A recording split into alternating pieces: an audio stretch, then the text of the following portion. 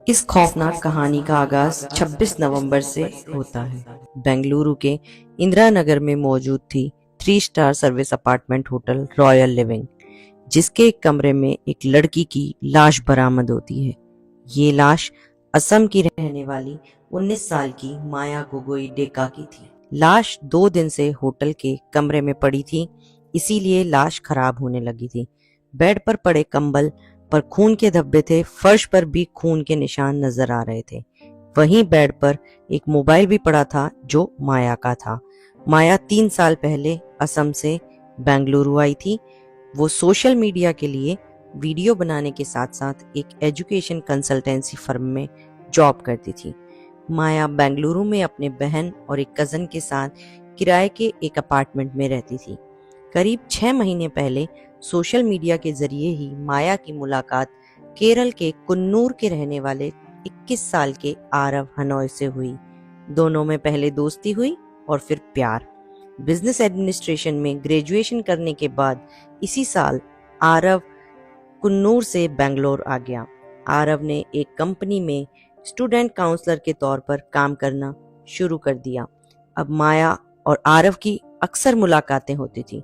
23 नवंबर को आरव और माया दोपहर को इसी होटल रॉयल लिविंग में पहुंचे। दोनों के पास एक एक बैग था।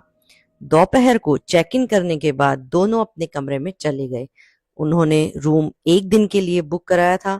अगली सुबह यानी 24 नवंबर को जब रिसेप्शन में रूम में फोन करके पूछा गया कि कितने बजे चेकआउट करेंगे, तब आरव ने कहा वह एक दिन और स्टे करेंगे। इसके बाद 25 नवंबर की सुबह रिसेप्शन से फिर से रूम में फोन आया कि वो कितने बजे चेकआउट करेंगे।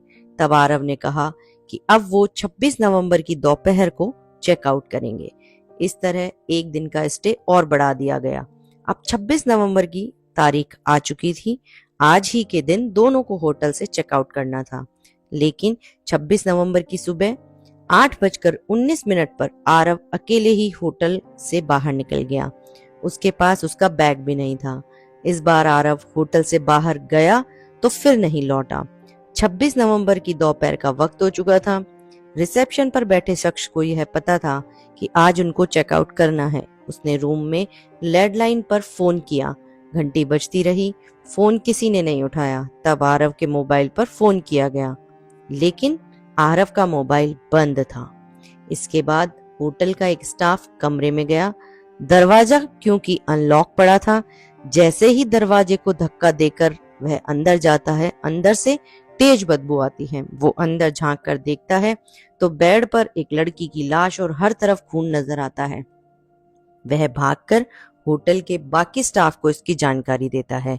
पुलिस को खबर दी जाती है। पुलिस जब अंदर दाखिल होती है तो माया की लाश बेड पर पड़ी मिलती है। लाश कंबल से ढकी हुई थी। लाश की हालत देखकर ऐसा लग रहा था मानो माया की मौत को कम से कम 2 दिन हो गए हों। बेड पर पड़ा मोबाइल भी चार्ज ना होने की वजह से बंद पड़ा दिख रहा था।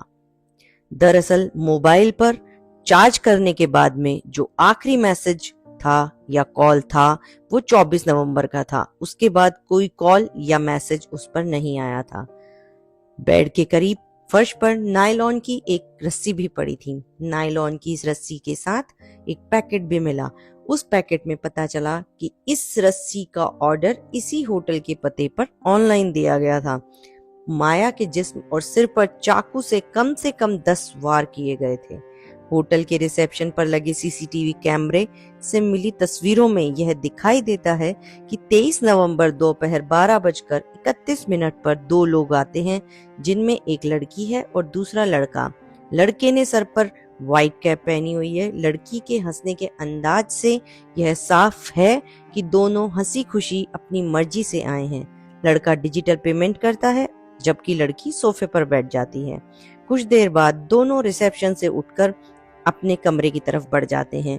अब चूंकि कमरे में माया और आरव ही थे, लिहाजा पुलिस ने आरव की तलाश शुरू कर दी।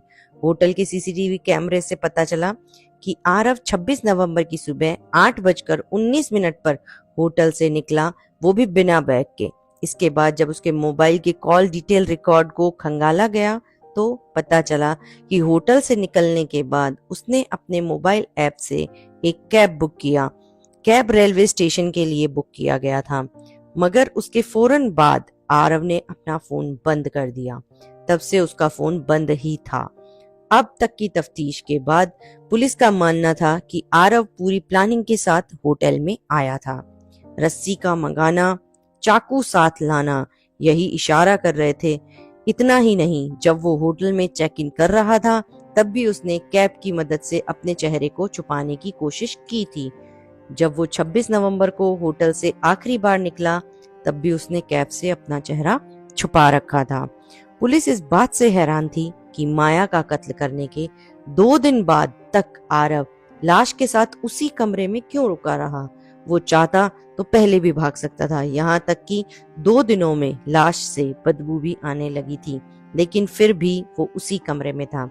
पुलिस इस पहलू से भी मामले की जांच कर रही थी कि कहीं आरव माया की लाश के टुकड़ों को किश्तों में ठिकाने लगाने की प्लानिंग तो नहीं कर रहा था।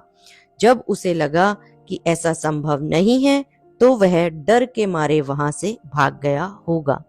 बेंगलुरु पुलिस के पास आरव का मोबाइल नंबर था। उसके फोन के ऑन होने का इंतजार किया जाने लगा। इसी मोबाइल के सहारे पुलिस को आरव के मूवमेंट की जानकारी मिल रही थी, क्योंकि बीच बीच में वो अपने मोबाइल को ऑन कर रहा था।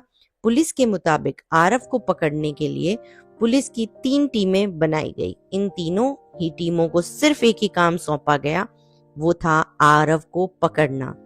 उन 26 नवंबर से बेंगलुरु पुलिस लगातार आरव की तलाश में जुटी रही।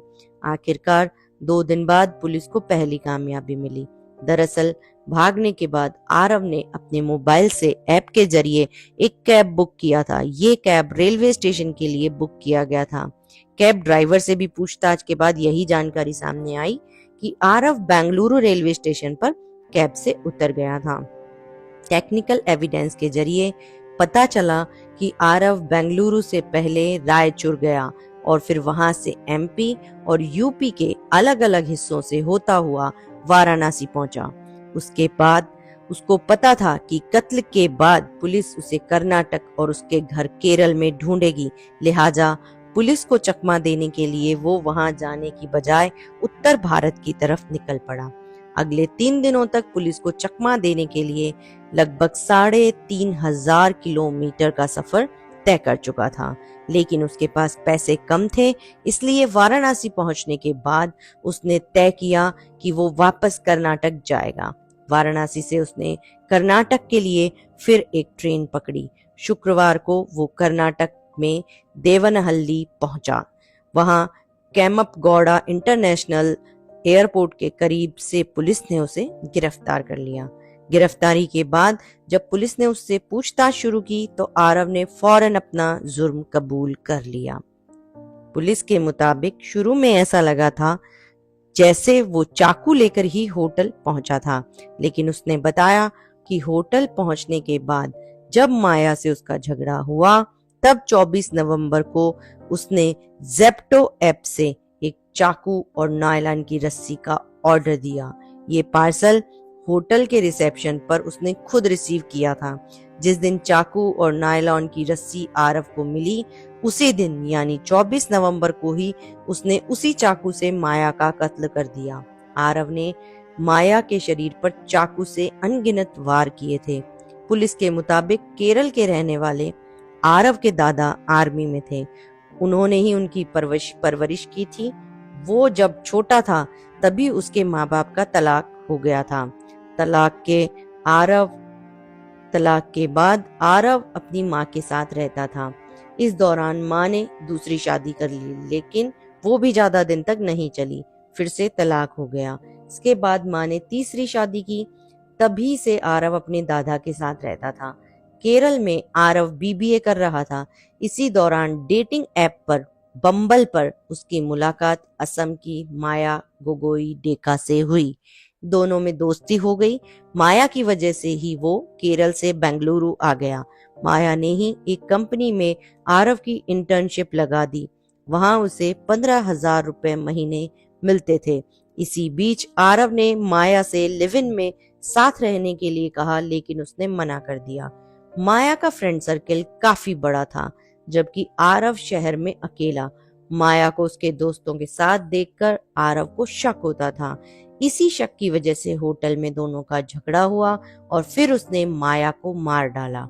फिलहाल आरव बेंगलुरु पुलिस के कब्जे में है और अब भी उससे ये पता लगाने की कोशिश कर रही है कि वाकई कत्ल का मोटिव शक और जलन था या कुछ और। धन्यवाद।